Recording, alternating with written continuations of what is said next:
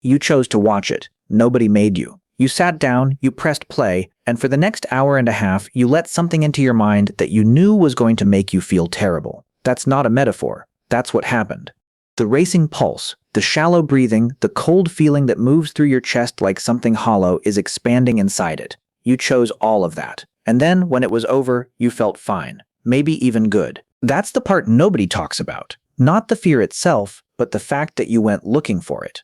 Most people assume there's a simple answer, that horror is a safe container, that the brain knows it's fiction, so the fear doesn't really count.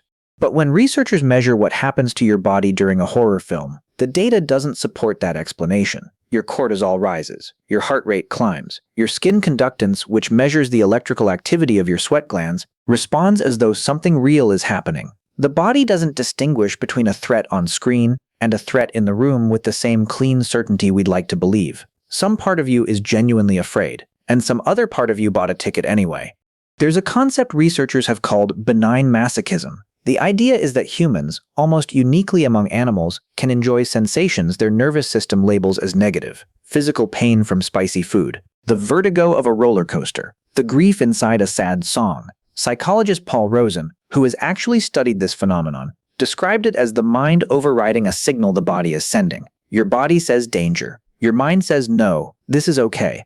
And in that gap between those two messages, something that functions like pleasure emerges. What nobody has been able to fully explain is why that gap exists at all, or what it was ever for. Because here's what you have to sit with. Fear is old, not culturally old, biologically old. The structures in your brain that generate it, the amygdala and the circuits that run through it, are not modern inventions. They predate everything you think of as civilization by millions of years.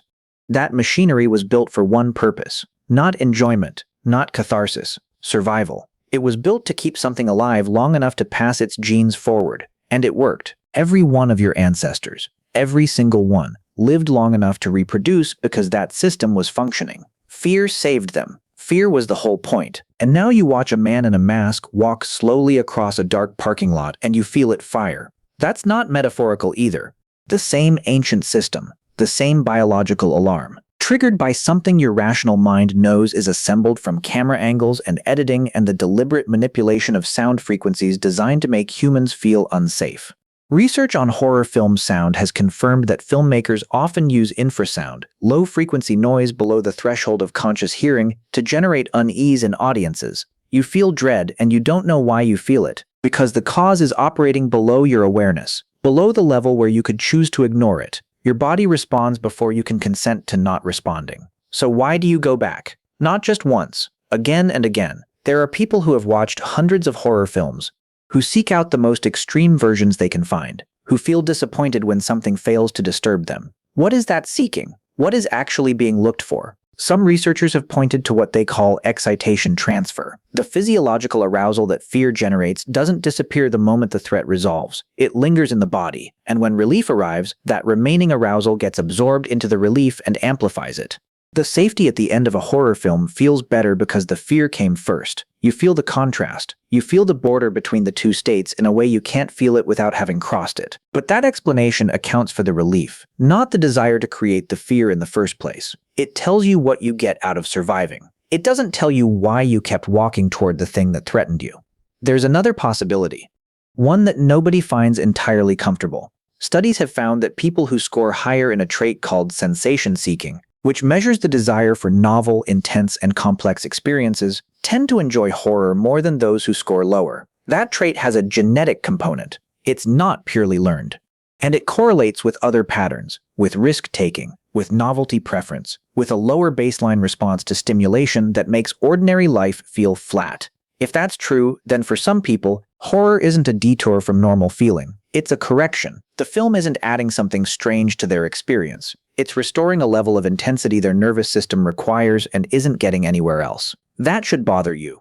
Not because it's wrong, but because of what it implies about the world those people are living in the rest of the time. And then there's the research on what happens to people who stop being scared. When horror fans are shown films that successfully frightened non-fans, they show measurably less physiological arousal, less cortisol response, less skin conductance change. Their bodies have learned, through repeated exposure, to dampen the alarm. The system that was built over millions of years to keep your ancestors alive has been trained through voluntary repeated exposure to fictional threats to respond less, what you called entertainment. Your nervous system processed as desensitization training. You practiced being less afraid. You got better at it, and now you need more. You're not watching horror movies despite hating fear. The evidence suggests you may be watching them because something in you needs the fear more than it needs the comfort. Because your nervous system, calibrated by millions of years of actual danger, is sitting inside a life that is, by any historical measure, extraordinarily safe. And the quiet in that safety isn't always quiet. Sometimes it feels like a room where something is missing. Something that used to be there every day, in every waking hour, that kept a certain part of you sharply and completely alive. You press play, the music shifts, the camera moves toward the dark, and something old in you leans forward.